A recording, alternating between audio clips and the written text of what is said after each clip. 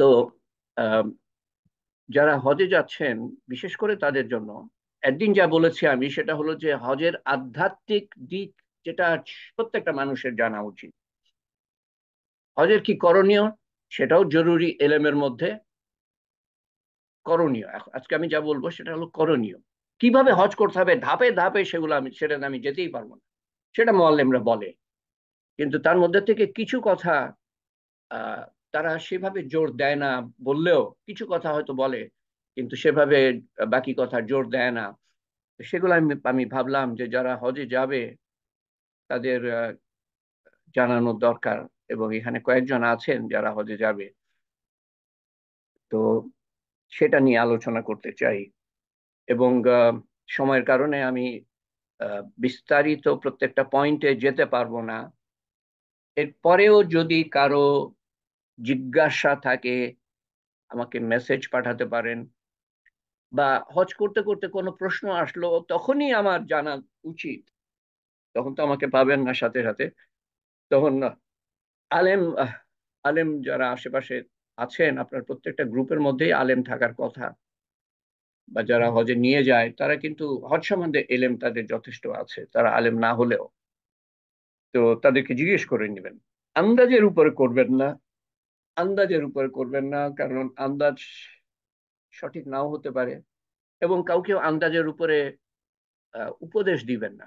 হ্যাঁ এইভাবে করতে হবে, আপনি জানেন না সঠিকভাবে, সঠিকভাবে জানেন না, আপনি আন্দাজে বলে দিচ্ছেন। সেটা সঠিক হলেও, আমি পড়েছি সঠিক হলেও আন্দাজের উপরে যদি আপনি ফতোয়া দিয়ে দেন, সঠিক হলেও আপনি গুনাহগার থাকবেন। আল্লাহ আল্লাহ থেকে পানা চান, জিজ্ঞেস করে নিবেন যদি সঠিক না হন। তো প্রথম কথা আমার আমার মাথার মধ্যে যা এসছে করণীয়র মধ্যে, সেটা হলো যে যে কৃতজ্ঞতা মনের মধ্যে থাকা উচিত। কত মানুষ আছে, কয়জন তৌফিক পায়। বলে যে 30 লক্ষ মানুষ যায়, মুসলমান কত?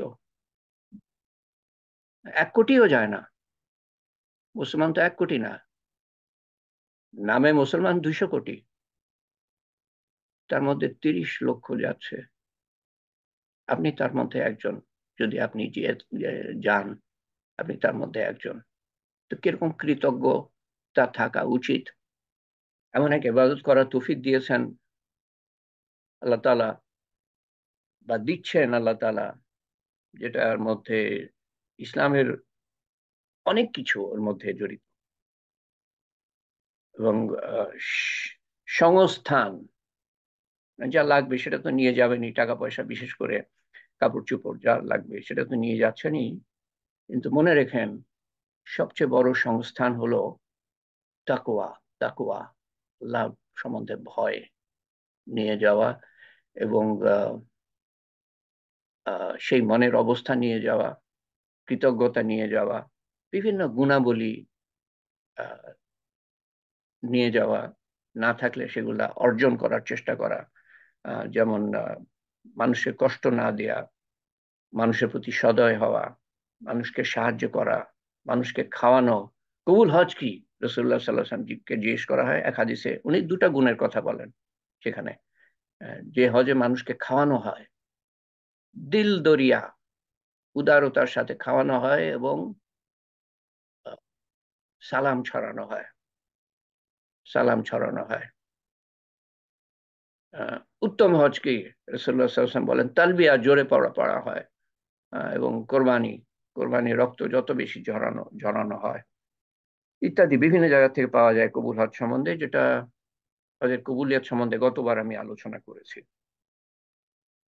আচ্ছা, তো সংস্থান নিয়ে যাওয়া, আহ, গুণাবলী বিশেষ করে তাকওয়া, বিনয়, আহ, আল্লাহর কাছে সমর্পণ, আল্লাহর সম্বন্ধে, যখন আল্লাহর সম্বন্ধে সচেতনতা থাকবে, তাকওয়া থাকবে, সচেতনতা থাকবে, আল্লাহর কাছে আপনি সমর্পণও করতে পারবেন, আপনার মধ্যে বিনয়ও আসবে। আমি কিচ্ছু না, সব রেখে যান। যত কিছু দুনিয়া দুনিয়া দাঁড়িয়ে আছে, আমি আমি ডাক্তার, আমি ইঞ্জিনিয়ার, আমি আর্মি অফিসার, এটা সেটা সব দুনিয়াতে রেখে যান। আমার ব্যবসা বাণিজ্য আছে, সব এখানে রেখে যান। এগুলো নিয়ে হজে যেন না। আমি কিছু না, তার থেকে আসবে বিনয়, একনিষ্ঠা। ও আল্লাহ, হজের মধ্যে ডুবে যান, এই যে সুযোগটা পাচ্ছেন না, জীবনের পরিবর্তন যাতে আসে। একনিষ্ঠা, সীমাহীন ধৈর্য, সীমাহীন ধৈর্য। আমাকে ধাক্কা দিয়ে ফেলে দিলেও আমি ঝগড়াতে যাব না। কেউ আমার থেকে তাড়াহুড়া করে আগে যেতে চায়, ঠিক আছে যাও তুমি, রাস্তা করে দেন। মানুষকে ঠেকাতে পারবেন না, অনেক পিছন থেকে ঠেলতে থাকে। তওয়াফ করছেন, ঠেলতে থাকে। আহ, সাফা মারওয়া সাই করছেন, ঠেলতে থাকে। সীমাহীন ধৈর্য। আল্লাহ। তো দ্বিতীয় কথা বললাম, প্রথম কথা কৃতজ্ঞতা, সংস্থান, নিয়ে যাওয়া, প্রভিশন, প্রভিশন, রিজিক এবং গুণাবলী। 3 নম্বর কথা হলো আবার একনিষ্ঠার দিকে আসছি। একনিষ্ঠার মধ্যে মানে হজের মধ্যে ডুবে যাও, একনিষ্ঠা। আর যাতে সবচেয়ে আমি বেশি লাভ পেতে পারি, ধৈর্য, ধৈর্য, সীমাহীন ধৈর্য, কোনো অভিযোগ না, ঝগড়া না। আমার হজ যাতে বাতিল না হয়, কাউকে ধাক্কাধাক্কি না করি, কেউ ধাক্কাধাক্কি করলে তাকে সামনে যেতে দিই। 4 নম্বর, 4 নম্বর, গল্প গুজবে যাবেন না। শয়তান আপনাকে ছেড়ে দিবে না। আপনি হজে যাচ্ছেন বলে শয়তান ছেড়ে দিবে না। শয়তান আছে, নফস নিয়ে যাচ্ছেন আপনি। মানুষের মানুষ আছে ওখানে। আহ, তারা হজ মানে তাদের মাধ্যমে যারা যারা হ্যাঁ, কত ধরনের মানুষই তো যায় হজে। তো মানুষ থেকেও সচেতন থাকা, নিজের নফস সম্বন্ধে সচেতন থাকা, নফস কিভাবে আমিত্ব ঢুকাতে পারে এবং ঝগড়াঝাটি করাতে পারে, এবং মানুষ কিভাবে গল্প গুজবে আপনাকে এবং গীবতের মধ্যে আহ, আহ, নিমজ্জিত করতে পারে, আপনার ইবাদত বন্দিগি থেকে সময় কেড়ে নিতে পারে, তসবি তাহলিল থেকে, দোয়াত থেকে, দাওয়াত থেকে। মানুষকে আল্লাহর কথা বলতে থাকবেন, ওখানেও দাওয়াত। গীবত তো মোটেই না। কিছু মানুষ পাবেন গল্পবাজ। তো মানুষ থেকে সাবধান থাকা, আপনার সময় কেড়ে নিবে, অত্যন্ত মূল্যবান সময়। হ্যাঁ, মানুষকে জিজ্ঞেস করেন কেমন আছেন, কোথায় আছেন, কোথায় থাকেন, ছেলে মেয়ে কয়জন, ইত্যাদি, তারপরে শেষ। কি করেন কি না করেন কিচ্ছু দরকার, ওইগুলো যাওয়ারই দরকার নাই। কোনো মতে যেন টের না পায় যে আপনার কাছে সে সুযোগ পাবে গল্প গুজব করার। 5 নম্বর, জীবনের উদ্দেশ্য স্মরণ রাখবেন সবসময়, যে আল্লাহ তাআলা পাঠিয়েছেন আল্লাহর সাথে সম্পর্ক গড়ার, এবং সেই সম্পর্ক গড়ার রাস্তা হলো আল্লাহর হুকুম মানা, নবীর সুন্নত মতো, আল্লাহর নিষেধ থেকে দূরে থাকা, নবীর সুন্নত মতো। এটা হলো জীবনের উদ্দেশ্য। আহ, এবং উদ্দেশ্য করবেন যে আমি পুরা ইসলামে দাখিল হব, পুরা ইসলামে দাখিল হব। আমি আনমিউট করেছি, আপনারা কেন আনমিউট করেছেন? শব্দ হচ্ছে এক এক জায়গা থেকে। পুরা ইসলামে দাখিল হব, সেটা ধীরে ধীরেই হোক না কেন, রাতারাতি কেউ পারবে না মানুষ। এবং এই নিয়তটা কিন্তু আপনি এখনই করতে পারেন, এই নিয়তটা এখনই করতে পারেন আপনি। আমি পুরা ইসলামে দাখিল হওয়ার নিয়ত করলাম, কে থামাতে পারে আপনাকে নিয়ত করতে? শয়তান ছাড়া এবং নফসের তাড়না ছাড়া কে থামাতে পারে? এই নিয়তটা না করলে তো আপনি ইসলামে ঢুকতেই পারবেন না। প্রচেষ্টা কোত্থেকে আসবে? নিয়তই নাই আমার, তো প্রচেষ্টা কোত্থেকে আসবে? হ্যাঁ, তো নিয়ত এই মুহূর্তে করতে পারেন আপনি, যাতে শয়তান ঠেকাতে না পারে। তালিম শেষ, শয়তান ঠেকিয়ে দিবে। পুরো ইসলামে আমি আমি প্রবেশ করব। আল্লাহ তাআলা বলেন, সেটা আমার কথা না। তোমরা পুরোপুরি ইসলামে দাখিল হও। উদখুলু ফিস সিলমে কাফা, উদখুলু, দাখিল হও, ফিস সিলমে কাফা, ইসলামে পুরাপুরি ভাবে আল্লাহ তাআলা চান। এবং আল্লাহকে ভয় করো যেভাবে আল্লাহকে ভয় করা উচিত। আল্লাহ সম্বন্ধে আমি জানি না ঠিক মতো, তো কোথেকে ভয় ভয় করবো আল্লাহ আল্লাহ তাআলাকে? তো পুরা ইসলামের কথা আমি বললাম, পুরা ইসলাম সম্বন্ধে আমরা জানি। আমি তো নামাজ নিয়ে আছি, এর বাইরে তো আমি জানি না। আমি এলেমই শিক্ষা করি না, তো আমি কিভাবে ইসলাম সম্বন্ধে জানবো? দেখেন কিভাবে কিভাবে শয়তান আপনাকে ইসলামের থেকে দূরে রাখে। তালিমে তালিমে যোগ দিতেই আপনাকে যোগ দেন আপনি, সেটাই চায় না সাথে। ইসলাম তো আপনি জেনে যাবেন, তো তখন আপনার ঘাটতি বুঝতে পারবেন। আহ, আমি দেখেন কিরকম ব্যতিব্যস্ত আছি, আমি একেবারে মিউট করে দিই। আর কতক্ষণ পর পরই আমাকে কাউকে না কাউকে মিউট করতে হচ্ছে।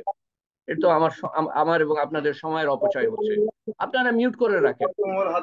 কতবার করে বলবো রে বাবা যে মিউট করে রাখেন? এক সময় এর থেকে কথা হচ্ছে, এক সময় আরেকজনের থেকে কথা হচ্ছে, তা আমি কথা বলবো, আমার মনোযোগ এইদিকে দিব নাকি? দেখেন, শয়তান এবং মানুষের মাধ্যমে কিভাবে এসে আমাদেরকে ব্যতিব্যস্ত করে। শয়তান মানুষকে উদ্বুদ্ধ করছে এবং মানুষ কথা বলছে এবং আমার কথা বলার মধ্যে ব্যাঘাত ঘটাচ্ছে, আপনাদের শোনার মধ্যে ব্যাঘাত ঘটাচ্ছে। এ দেখেন, যে কথাগুলো আমি বলছিলাম সেই কথার প্রকাশ এই তালিমের হালকার মধ্যে। আউযু বিল্লাহি মিনাশ শাইতানির রাজিম। তো আমি এলেমই শিক্ষা করলাম না, তো ইসলাম পুরাপুরি কি? পুরোপুরি ইসলাম কি? আল্লাহকে ভয় করা মানে কি? আল্লাহর পরিচয় কি? আল্লাহর ওয়াদা কি? আল্লাহর নবীর সুন্নত কি? আমি কিভাবে জানবো? শুধু নামাজ পড়ে আর দু একটা আমল করে 100-র মধ্যে 50 পাওয়ার আশা করতে পারেন না। 51 পেতে হবে। 50-এ একটু বেশি পেতে পারেন না। পুরা ইসলাম পালন করলে হয়তো বা আমরা 50 পেয়ে যেতে পারি। 100 মার্কের প্রশ্ন আমি যদি উত্তর দেওয়ার চেষ্টা না করি, তো আমি কিভাবে পাশ করার আশা করি? আমাদের চেষ্টা করতে হবে। 100-র মধ্যে আমি উত্তর দিলাম মাত্র 20 পয়েন্টের উত্তর দিলাম, তো কিভাবে পাশ করবো? কলমে নামাজ রোজা হজ জাকাত হলো 20 ভাগ ইসলামের। এটা মুফতির কথা। তো নিয়ত করেন যে পুরো দিনে দাখিল হব, সেটা আপনি হজে যান আর না যান, এই নিয়তটা সবারই করা উচিত। 3-4 পরে কি আসে? আরে, এটা বলতে হয়ে গেল কি করে?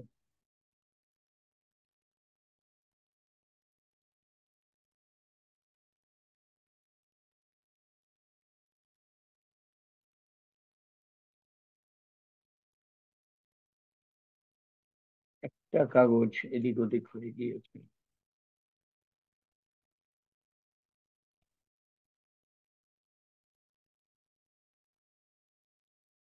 হম, এইটা ওকে। এখন আমি হজের মধ্যে যাচ্ছি। ওই আবার বললাম যে হজ কিভাবে করতে হবে, ওটা অনেক ব্যাপক ব্যাপার, মনেও থাকবে না। আপনার যখন যেটা করতে হবে তার আগে সেটা জেনে নেবেন। প্রথমে জানিয়ে দিয়েছে হয়তো, অলরেডি যারা যাচ্ছেন তাদের জানিয়ে দিয়েছে, কিন্তু দেখবেন যে কিছু মনে নাই। কোনো অসুবিধা নেই। এই যেটা ওমরা করবেন, ওমরার আগে ওমরা কিভাবে করতে হবে সেটা জেনে নেবেন। হজ করবেন, হজের আগে জেনে নেবেন হজ কিভাবে করতে হবে, ইত্যাদি ইত্যাদি। তো আমার এখানে পয়েন্ট একটা লেখা আছে, আমি ঠিক সেভাবে লিখি না, এটা বেশ কিছু আগে লেখা। এই এখন যেটা আমি বলছি, এতক্ষণ যা বললাম এটা কাল রাত্রে পয়েন্ট গুলা লিখেছি। তো আম, পুরুষরা, মেয়েরা তো সাধারণ কাপড়েই, আপনারা সেটা আপনাদের উমরার কাপড় হয়ে গেল। তো পুরুষরা দুই পিস কাপড় পরবেন। তো ওই কাপড় কোনো, তার মধ্যে বেল্ট থাকবে না, মানে ইয়ে থাকবে না, কি বলে, বোতাম টোতাম, মানে যেগুলো থাকে, জিপার টিপার, এগুলো কিচ্ছু থাকবে না। দু পিস কাপড়, উমরার কাপড়, সাদা কাপড়। আহ, তো একটা বেল্ট কিনে নিতে পারেন, বেল্ট দিয়ে নিচের অংশটা আহ, যাতে শরীরের সাথে টাইট হয়ে থাকে, বেল্টটা অ্যালাউড। এবং এমন বেল্ট কিনবেন যার মধ্যে জিনিসপত্র, টাকা পয়সা, বিশেষ করে পাসপোর্ট টাসপোর্ট, এগুলো রাখতে পারেন। এগুলো সবসময় সাথে রাখা ভালো।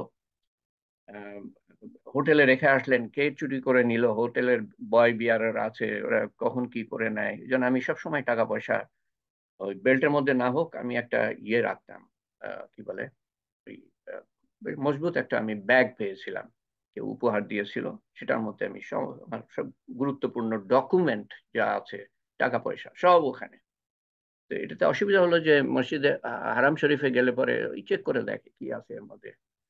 তো দেখলো দেখলো, কিন্তু আমার এই জিনিসটা তো হেফাজতে থাকলো। আর আমার ওই ব্যাগের মধ্যে আমি স্যান্ডেলটা ব্যাগের মধ্যে ঢুকিয়ে নিতে পারি।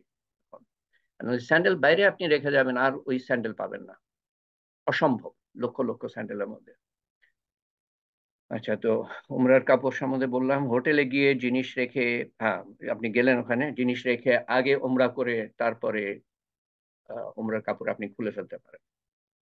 আর না হলে আপনি যত দেরি করবেন উমরার কাপড়েই থাকতে হবে। আপনি হয়তো মনে করলেন যে গোসলটা করে নিয়ে তারপরে আরাম করে তো তখন ওই ক্লান্তির পরে হয়তো ঘুম চলে আসলো, দেরি হয়ে গেল। জিনিসটা আপনার প্রথমে ওমরা করতে দেরি করা উচিত না। ওমরা কিভাবে করতে হবে সেটাতে আমি যাচ্ছি না, একটু যাব পরের দিকে। পুরো সময়টা দোয়া কবুলের সময়। কিছু সময়ের কথা বলা হয় যে এই জায়গায় দোয়া কবুল হয়, এই জায়গায় দোয়া কবুল হয়, এই সময় দোয়া কবুল। আমি ওটা ওটা ওটা মনে রাখাও সম্ভব না। 15টা জায়গার কথা বলা আছে। আমি পুরা সময়টাকে মনে করি যে দোয়া কবুলের সময়। যে কোনো সময় দোয়া কবুল হতে পারে। পুরা সময়টা মনোযোগের মধ্যে থাকার চেষ্টা করি। আম, আল্লাহর সাথে সম্পর্ক, মানুষের সাথে না। মানুষের সাহায্যের প্রয়োজন, আমি অবশ্যই সাহায্য করব।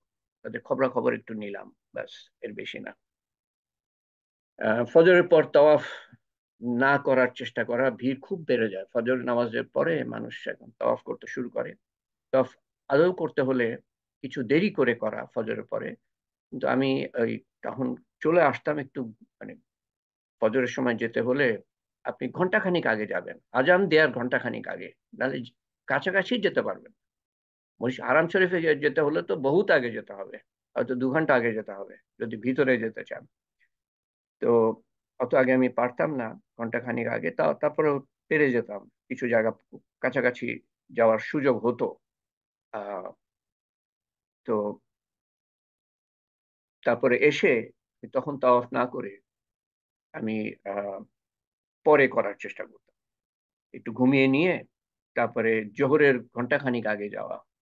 আবার কাছে যেতে পারবেন না যদি যদি দেরি হয়। জোহরের আজান আপনি জেনে নেবেন কখন, ওখানে যখনই সময় হয় তখনই আজান হয়। তার 5 মিনিট 10 মিনিটের মধ্যেই জামাত শুরু হয়ে যায়। ওই টাইমটা জেনে নেবেন, আমাদের সময়টা কখন হয়। সাথে সাথে আজান, এবং 5 মিনিট ধরে নেন, 5 মিনিট পরেই জামাত খাড়া হয়ে যায়। তো জোহরের আগেও যাবেন, যথেষ্ট আগে। ফজরের যথেষ্ট আগে, প্রত্যেকটা নামাজে যথেষ্ট আগে যেতে হবে। নির্ভর করে কতটুকু দূরে আপনি আপনি থাকছেন, হোটেলটা কত দূরে। আসরের আগে যাওয়া, চেষ্টা করে আসরের কিছু আগে যাওয়া। এবং আসর, মাগরিব, এশা, 3টে নামাজ একসাথে পড়ে শেষ করে তারপরে আসা। যদি কোনো কারণে বাথরুমে যেতে হয়, ওখানে আছে, বাথরুমের ব্যবস্থা আছে, কিন্তু অনেক ভিড় হয়ে যায়। বাথরুমে যদি না যেতে হয়, বেশ, কি করবেন, গরমের জায়গা, তারপর আবার পানি খাওয়ার প্রশ্ন ওঠে, পানি খেলে আবার বাথরুমে যেতে হবে। এই সব কিছু বিবেচনা করে আবার পানি না খেলে পরে ডিহাইড্রেশন বলে, পানি শূন্যতা হতে পারে। এগুলো সব ব্যালেন্স করে চলতে হবে। তো ওখানে আছে, হারাম শরীফের বাইরে ওই চত্বর, মানে যে বাইরে যে চত্বর আছে, সেখানে সেখানে টয়লেট আছে। তো আসরের পরে আপনি তওয়াফ করতে পারেন, মাগরিবের পরে তওয়াফ করতে পারেন, আর অনেক রাত্রে তওয়াফ করতে পারেন। এশার পরে আবার ভিড় হয়ে যায়। তো জোহরের পরে এসে খাওয়া দাওয়া করে ঘুমিয়ে পড়েন, কিছুক্ষণ যদি বিশ্রাম নিতে পারেন। কারণ আসরের সময় হলেই আজান হয়ে যায়। আসরের সময় ওখানে আগে হয়, এবং আগে নামাজ হয়। আমরা যারা বাংলাদেশে থেকে যেই সময় নামাজ পড়ে অভ্যস্ত, তার থেকে আরো আগে আসরের টাইম তাদের মতে। সেটা ঠিক আছে, তাদের মাযহাবে ঠিক আছে। আসরের টাইমটা আগে হয়। আর আসরের পরে তওয়াফ করার চেষ্টা করেন, এটা একটা সময়। মাগরিবের পরে দেখবেন যে ভিড় যখন বেশি থাকে, তখন কষ্ট করার দরকার নাই, আহ, যদি শরীরে না কুলায়। কারণ সবচেয়ে বড় উদ্দেশ্য হলো হজ করা। হজে 5 দিন লাগবে, হজে 5 দিন। ওমরাতে যেন বেশি কষ্ট না হয়, বা তারপরে যে আমি তওয়াফ করছি, বা বা নফল, এই এই ওমরাটা তো জরুরি, কিন্তু নফল ওমরা মানুষ করে থাকে অমুকের নামে, অমুকের নামে, অমুকের নামে না করে। একটা ওমরা করে আপনি বিভিন্ন জনের জন্য বকশে দেন না কেন, কোনো অসুবিধা নেই, সমানভাবে সবাই পেয়ে যাবে। তো তানিম নামক নামক এক মসজিদ আছে, না, তানিম নামক জায়গা আছে, 10-11 মাইল দূরে হারাম শরীফ থেকে। মসজিদে আইসা রাদিয়াল্লাহু আনহা, ওনার নামে মসজিদ। সেখানে গিয়ে আপনি ওমরার কাপড় পরে আবার ওমরা করতে পারেন। অনেক, কেউ কেউ বলে যে না, সেখানে গিয়ে করলে হবে না। আর কেউ কেউ বলেন আলেমদের মধ্যেই সেখানে করা যাবে, কারণ হাদিস আছে, সহিহ হাদিস, রাসূলুল্লাহ সাল্লাল্লাহু আলাইহি সাল্লাম আয়েশা রাদিয়াল্লাহু আনহা যখন পবিত্র হন, তখন উনি বলেন যে আমি তো ইয়ে করব, তাওয়াফ করব। রাসূলুল্লাহ সাল্লাল্লাহু আলাইহি ওয়াসাল্লাম উনি তো উমরার নিয়তে আসেন নাই, বা হজের নিয়তে আসেন নাই, কারণ উনি অপবিত্র ছিলেন। হজের নিয়তে এসেছেন কিন্তু উমরার নিয়তে আসেন নাই। তো আমি তো তাওয়াফ করব, উমরা করব। তখন রাসূলুল্লাহ সাল্লাল্লাহু আলাইহি ওয়াসাল্লাম বলে, আচ্ছা ঠিক আছে, তুমি তানিমে যাও। তানিম 10-11 মাইল দূরে, সেখানে তুমি উমরার নিয়ত করে, আহ, মহিলাদের তো আর কাপড় পাল্টানোর প্রয়োজন পড়ে না, কিন্তু আরো যা প্রয়োজন তাদের সেটা করে ওখান থেকে তুমি আসো। তো সেই হিসাবে এটা প্রত্যেকটা উম্মতের সবার জন্য উনি সুবিধা করে দিয়েছেন বলে অনেকে বলেন যে হ্যাঁ, ওখানে গিয়ে উমরার আহ, নিয়তে আসলেও হবে ওখানে গিয়ে। তো আবার কেউ কেউ মানেন না, তো আপনি ওখানে করতে পারেন ওটা, যেহেতু হাদিসে আছে ওটা। তানিমে গিয়ে উমরার নিয়ত করে তারপরে আসা। মিকাত বলে, মিকাত ওই মিকাতের বাইরে, এবং প্রত্যেকটা মিকাত বেশ দূরে, মদিনার থেকে আসলে অনেক দূরে মিকাত। মদিনা থেকে কিছু দূর গেলেই মিকাত। জুল হুলাইফা যদি জায়গাটার নাম মনে থাকে। আর এদিকে তায়েফ নামক জায়গা আছে, সেখানে সেটা একটা মিকাত। আমাদের জন্য, মানে যারা বাংলাদেশ থেকে যাচ্ছেন তাদের জন্য মিকাত জায়গার নামটা ভুলে গেলাম, কিন্তু প্লেনে বলে দেয়। কিন্তু প্লেনে খুবই কষ্টকর, খুবই কষ্টকর। ওখানে আপনি যে ওই টয়লেটে গিয়ে কাপড় চেঞ্জ করবেন, আপনার কাপড় অবশ্যই অপবিত্র হবে। ওই টয়লেটের সিটের সাথে লাগবে, কি হবে না হবে এয়ারপোর্টে করে ফেলেন। আহ, দয়া করে এয়ারপোর্টে করে ফেলেন, মানে ওই উমরার কাপড় পরাটা। আম, তো তানিমে আপনি করতে পারেন। আহ, হজ কবুলিয়ত, এখানে আবার বলবেন না যে অমুক অমুক আলেম বলেছেন যে ওখানে হবে না, তাহলে আপনি সেই আলেমের কথাই শোনেন। আমি আলেমদের থেকেই বলছি, আমি নিজেও করেছি ওখানে গিয়ে। এক আলেমের সাথে আরেক আলেমের টক্কর লাগাবার চেষ্টা করবেন, যেটা আপনি মনে করেন ওটা করেন, কিন্তু আলেমের আলেমের ফতোয়া যখন আছে আপনি ঠিক আছেন। আর হজ কবুলিয়তের লক্ষণ, এটা কিন্তু ঠিক ইয়ের মতো না, মানে ধারাবাহিক ভাবে লেখা না, কোনো এক সময় লিখেছিলাম, তার সাথে কিছু যোগ করেছি পরে। আহ, তো সেই জন্য ধারাবাহিক ভাবে না, আমি পুরাপুরি ধারাবাহিক ভাবে লিখতে পারি নাই, সেই সময়টা পাই নাই। কাল রাত্রে কিছু সময় আমি কাটিয়েছি। হজ কবুলিয়তের লক্ষণ হলো, কতটুকু সময় আছে, হজ কবুলিয়তের লক্ষণ হলো আরো আমলদার মুসলমান হতে পারা। শুধু হজের মধ্যে না, হজের পরে। হজের পরে আপনি বুঝবেন এই রাত্রিবেলা ঘুমের মধ্যে স্বপ্ন আসছে কিনা, হজের স্বপ্ন, বিভিন্ন ঘটনার স্বপ্ন।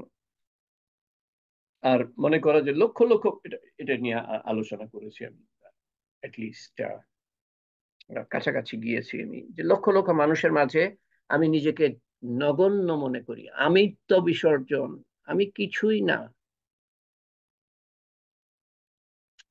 দুনিয়ার দুদিনের জীবন যাপন করার জন্য আমি হয়তো কিছু কিছু আছে হয়তো, কিন্তু কবরে নেওয়ার জন্য কি আছে আমার জন্য, অনন্ত যাত্রার জন্য কি আছে? আমি কিছুই না।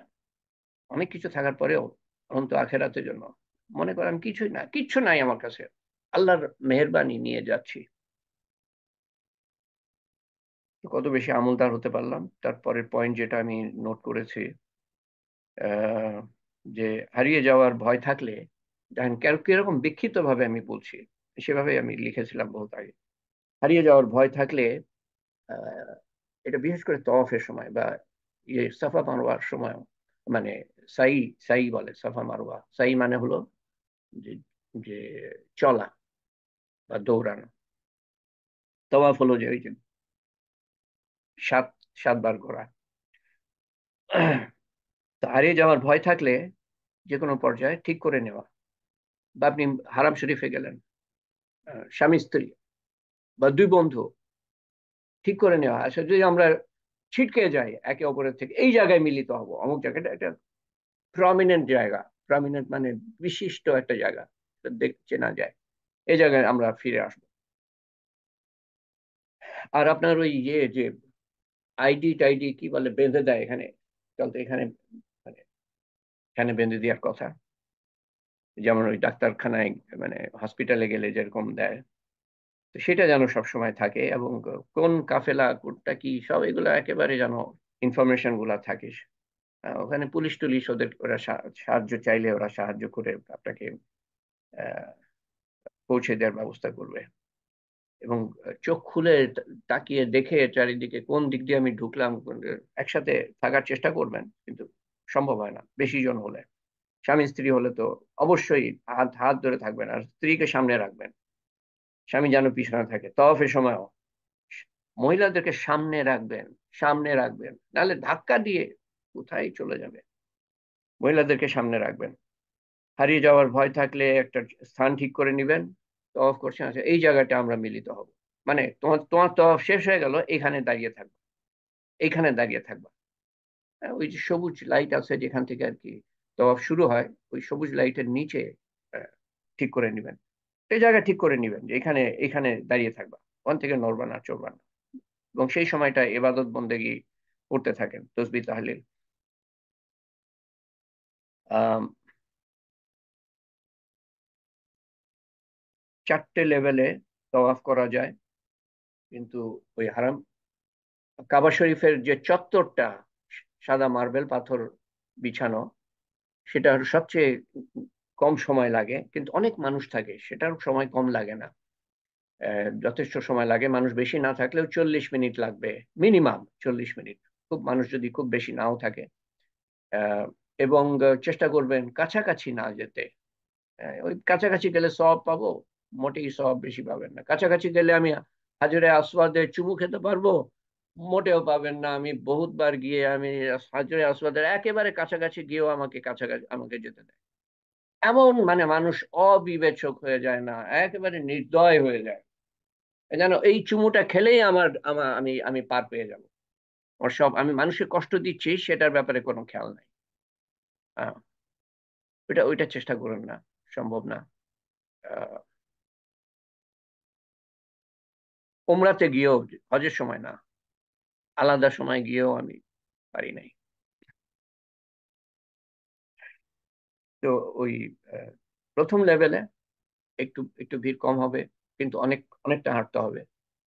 দ্বিতীয় লেভেলে 2 তলা, আরো হাঁটতে হবে। তৃতীয় লেভেলে 3 তলা, আরো বেশি হাঁটতে হবে। এবং চতুর্থ লেভেল পর্যন্ত মনে হয় হাঁটা যায়। পঞ্চম লেভেল বা সবচেয়ে উপরের লেভেল, সেটা ওই একটা কার্ট, কার্ট গাড়ির মতো, ওই যে গলফ খেলে যেরকম কার্ট, সেরকম কার্ট দিয়ে যাওয়া যায়, কিন্তু মানুষ হেঁটে যেতে পারে না ওখানে। লম্বা ওখানেও শুনলাম লম্বা লাইন, ওটা নতুন চালু করেছে। তো আম, মানে ওই কাবা শরীফের চত্বরেও যদি আপনি তওয়াফ করেন, একটু দূরে থাকার চেষ্টা করেন। এবং এবং কি কথা বলতে চাচ্ছিলাম, আহ,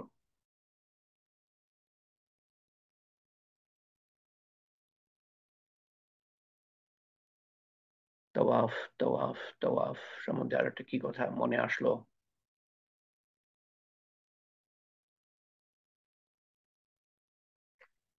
পরে হয়তো মনে আসবে। আচ্ছা, তো একটু একটু দূরে থাকবেন কাবা শরীফের চত্বরে থাকলেও। আহ, কিন্তু সবচেয়ে বড় জিনিস কি জানেন, তওয়াফের 7টা চক্কর পুরা করা সেটা সবচেয়ে বড় জিনিস না। সবচেয়ে বড় জিনিস হলো যে আল্লাহর মধ্যে মিশে যাওয়া, আল্লাহর ধ্যানে মিশে যাওয়া, এবং দোয়ার মাধ্যমে কিছু তেলাওয়াত করতে পারেন, কিছু তসবিহ পড়তে পারেন।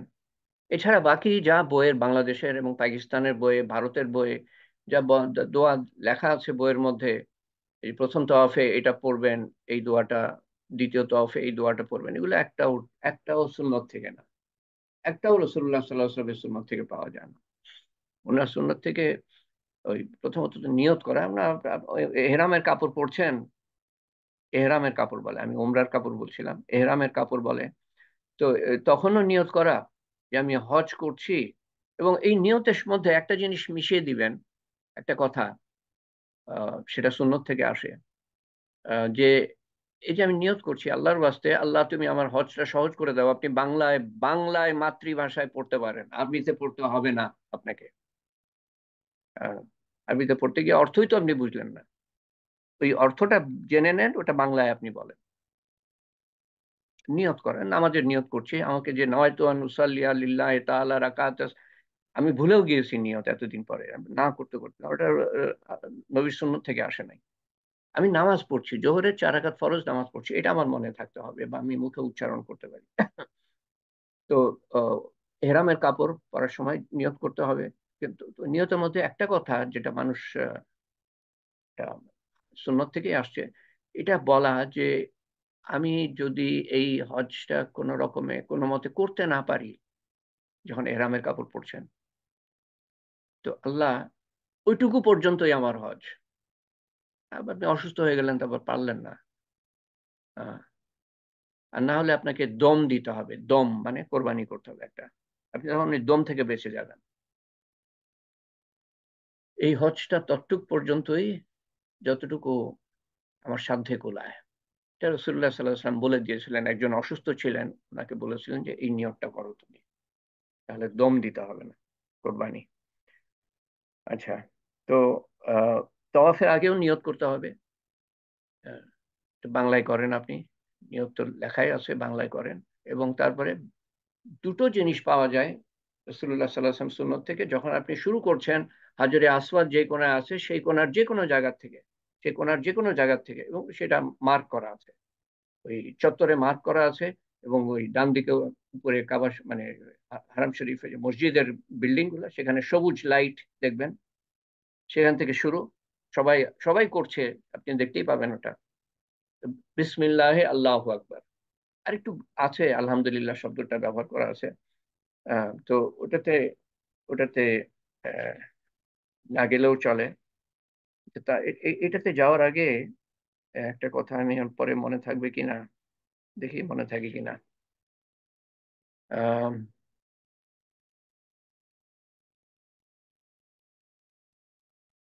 তোমার সম্বন্ধে বলছিলাম।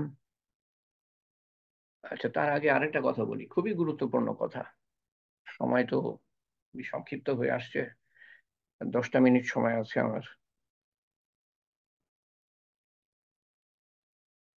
একটা একটা গুরুত্বপূর্ণ কথা, এগুলো দেখবেন যে মোয়াল্লেমরা এর ধারে কাছেও যাবে না। কেউ বলেছিল আমাকে, একজনের কাছে শুনেছিলাম জীবনে, তারপরে ভুলি নাই। এটা হলো যে প্রথমবার আপনি হারাম শরীফে ঢুকছেন, প্রথমবার উমরা, ওটাকে উমরা করা বলে, হজের আগে উমরা। তখন আপনি ওই এহরামের কাপড়টা উমরার পরে খুলে স্বাভাবিক জীবনে যেতে পারবেন, যদি আপনি তামাত্তু হজের নিয়ত করেন, তামাত্তু। এবং এটা করলে পরে আপনি এহরামের কাপড় খুলে ফেলতে পারবেন, এবং স্বাভাবিক জীবন, যেটা এহরামের কাপড়ের মধ্যে যেটা যা নিষিদ্ধ ছিল, তা আপনার জন্য নিষিদ্ধ থাকবে না, যেটা অন্য সময় হালাল। যেমন যৌন মিলন, যেমন এইটাই এইটাই, হ্যাঁ, এই চুল কাটা যাবে না, দাড়ি কাটা যাবে না। তারপরে দাড়ি কাটা তো এমনিতেই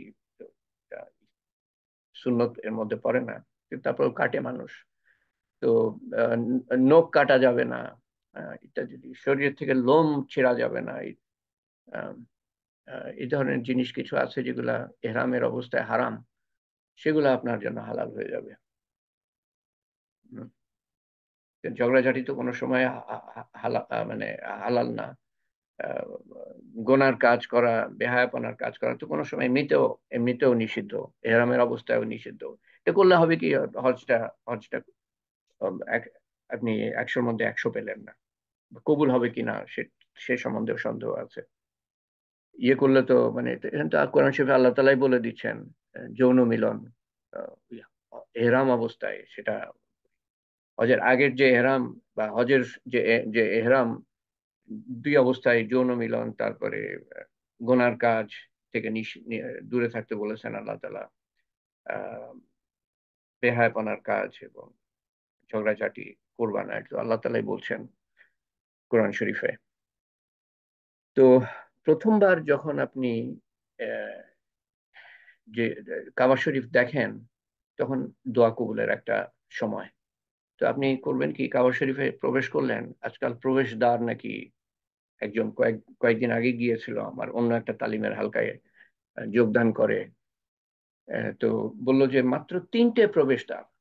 আগে মানে 100 কতটা গেট আছে, যে কোনো গেট দিয়ে আমরা ঢুকতে পারতাম, একটা সময় ছিল। হ্যাঁ, তো এখন 3টে প্রবেশদ্বার, কন্ট্রোল করতে গিয়ে আরো বিপদ করে দিয়েছে। আপনি যদি একটা প্রবেশদ্বার যদি আপনি বাদ চলে যায়, অনেক দূর হাঁটতে হবে আর একটা প্রবেশদ্বারে যেতে। কত বৃদ্ধ মানুষ, অসুস্থ মানুষ হজ করতে যায়। তো তো যখন আপনি হারাম শরীফে ঢুকলেন, এবং তারপরে একটু ভিতরে যেতে হবে, তারপরে আপনাকে, তারপরে আপনাকে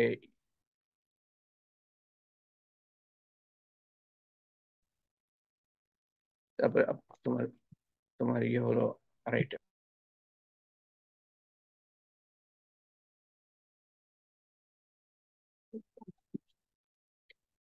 বিসমিল্লাহির রহমানির রহিম। আহ, তো আপনি ভিতরে যাচ্ছেন, কিছু দূর যাওয়ার পরে, বেশ কিছু দূর যেতে হবে, তারপরে কাবা শরীফ দেখতে পাবেন। কাবা শরীফ প্রথম দর্শন আহ, দোয়া কবুলের একটা সময়। তো আপনি খুঁজতে খুঁজতে না যান, সামনের দিকে তাকিয়ে তাকিয়ে না যান, যেন যাতে আমি কাবা দেখতে পারি আগে, এই সুযোগটা আপনি নেন। তো এটা আমি শুনেছিলাম এবং এটাই আমি আমল করি, যে আমরা চোখটাকে নিচের দিকে রাখি, সামনের দিকে আগাতে থাকি, যখন আন্দাজ করতে পারবো, না দেখেও ইশারা, মানে কি বলবো আমি, এটা আন্দাজ করা যায় যে সামনে কাবা শরীফ আমি দেখতে পাবো, তখন আপনি এক পাশে একটু দাঁড়িয়ে যান, যাতে মানুষের আহ, রাস্তায়, মানে ভিতরে ঢোকার প্রবেশ প্রবেশ পথ বন্ধ না করে দেন। দাঁড়িয়ে আপনি মন স্থির করে কাবা শরীফের দিকে তাকান, প্রথম দর্শন, এবং তারপরে হাত তুলে আপনি দোয়া করতে থাকেন, অন্তরে দোয়া ঢেলে দেন আল্লাহ তাআলার দরবারে, চোখের পানির সাথে, দোয়া কবুলের সময়। এবং যতবার আপনি প্রথম, মানে যতবারই আপনি হারাম শরীফে ঢুকবেন এবং কাবা শরীফ দেখবেন প্রথমবার, ততবারই আপনার জন্য এই সুযোগটা, এটা মনে রাখবেন। তারপর তওয়াফের নিয়ত, তওয়াফ সম্বন্ধে বলছিলাম, আপনি বাংলায় করেন, তারপরে মেয়েদের সামনে রাখেন, আবার স্মরণ করাচ্ছি, মেয়েদের সামনে রাখেন, এবং ধাক্কা দিবেন না, বা কেউ ধাক্কা দিলে তাকে সামনে যেতে দিবেন। এবং যখন শুরু করবেন তখন বিসমিল্লাহ আল্লাহু আকবার। অনেকে হাত উঠিয়ে চুমু খায়, এটা সম্বন্ধে আমি সঠিক জানি না যে রাসূলুল্লাহ সাল্লাল্লাহু আলাইহি সাল্লাম, না, উনি তো এটা করেননি। উনি উনি ইয়ে দিয়ে শুরু করেছিলেন, ওইখানে কি বলে, হাজরে হাজরে আসওয়াদ, কালো পাথর, ওখানে গিয়ে উনি চুমু খেয়েছিলেন। তো সেটা যেহেতু আমরা পারি না, সেজন্য এইটা করে থাকেন। এটা কতটুকু, এটা তো সুন্নত না, উনি এভাবে করেন নাই। ওনার সুন্নতকে আহ ওনার সুন্নতের কাছাকাছি যাওয়ার চেষ্টা করা হয়। আপনি এটা এত কম করে করতে পারেন, হাতটা তুলে বিসমিল্লাহ আল্লাহু আকবার, তারপর হাতটা চুমু খাওয়ার প্রয়োজন নাই, আমার মনে হয় যেন যে প্রয়োজন নাই। অনেকে ওই যে করে না, রাসূলুল্লাহ সাল্লাল্লাহু আলাইহি ওয়াসাল্লামের নাম যখন নেওয়া হয়, তখন মুখ মুখ এই হাত দুটো, আঙুল দুটো উপরে নিয়ে বা হাত দুটো উপরে নিয়ে এভাবে চুমু খায়, এটা একেবারে একেবারে সুন্নতের বহির্ভূত। সাহাবারা কখনোই করেন নাই। এবং প্রত্যেকবার যখন শেষ করবেন, একটা তওয়াফ শেষ হলো, আবার হাজরে আসওয়াদের ওই জায়গায় আসলেন, তখন আল্লাহু আকবার বলে দ্বিতীয় তওয়াফ শুরু করেন। তারপরে আবার আসলেন, আল্লাহু আকবার বলে তৃতীয় তওয়াফ শুরু করেন। এবং তারপরে এই যে প্রথম তওয়াফ আপনি শুরু করলেন, প্রথম কোণা থেকে, যেখানে হাজরে আসওয়াদ আছে, তো ওটার পরে এটা হলো, এটাকে বলে, এটা পূর্ব দিকে, হাজরে আসওয়াদ যেখানে আছে এটা হলো পূর্ব দিক। তারপরেরটা হলো ইরাকি, ইরাকি কোনা, ইরাক ওইদিকে। তারপরে হলো আরেকটা কি, ওটার নাম জানি না আমি। চতুর্থটা হলো ইয়ামানি, রুকুনে ইয়ামানি, পিলার, ইয়ামানের দিকে যে কোনাটা, রুকুনে ইয়ামানি। ওইটার থেকে আবার যখন প্রথম কোনায় আপনি আসছেন, ওই সময়টায় সুন্নত দোয়া আছে, রাব্বানা আতেনা ফিদ দুনিয়া হাসানাত ওয়া ফিল আখিরাতি হাসানাত ওয়া কিনা আযাবান নার। এই সুন্নত, মানে দোয়ার মধ্যে, বা বা তসবির মধ্যে এই দুইটাই পাওয়া যায়। বিসমিল্লাহ আল্লাহু আকবার প্রথম ইয়ের পরে বা পরের বার প্রত্যেকবারই আল্লাহু আকবার বলে শুরু করা, কারণ বিসমিল্লাহ প্রথমবার তো শুরু করেছি আমি, পরের বার তো আল্লাহু আকবারই বলবো। কিন্তু ওই প্রত্যেকবার যখন চতুর্থ কোনায় আসবেন, তারপরে প্রথম কোনায় আবার আসবেন, এই সময়টার মধ্যে রাব্বানা আতেনা ফিদ দুনিয়া হাসানাতুম, এটা পুরাটা যতবার পারেন আপনি পড়তে পারেন। এছাড়া আমি আর কোনো সুন্নত কিছু পাই নাই। এর মধ্যে সময়, পুরা সময় আপনি যা ইচ্ছা পড়েন না কেন, তসবিহ তাহলিল থেকে সুন্নতি সুন্নতি সুবহানাল্লাহি ওয়ালহামদুলিল্লাহি ওয়ালা ইলাহা ইল্লাল্লাহু আল্লাহু আকবার লা ইলাহা ইল্লাল্লাহ ওয়ালা হাওলা ওয়ালা কুওয়াতা ইল্লা বিল্লাহিল আলিয়্যিল আযীম লা ইলাহা ইল্লাল্লাহু ওয়াহদাহু লা শারীকা লাহু লাহুল মুলকু ওয়া লাহুল হামদু ওয়া হুয়া আলা কুল্লি শাইইন কাদির। এভাবে বিভিন্ন তসবিহ তেলাওয়াত এবং মনের দোয়া, মধ্যে মধ্যে মনের দোয়া অন্তর থেকে, কোনো বই থেকে পড়ার দরকার নেই। দেখবেন অনেক মানুষ বা কিছু মানুষ বই থেকে পড়ছে, কি পড়ছে সে জানেও না হয়তো। এই এই কথাগুলো মনে রাখবেন, যতটা পারি আমরা সুন্নতের কাছাকাছি যেন আমরা করতে পারি।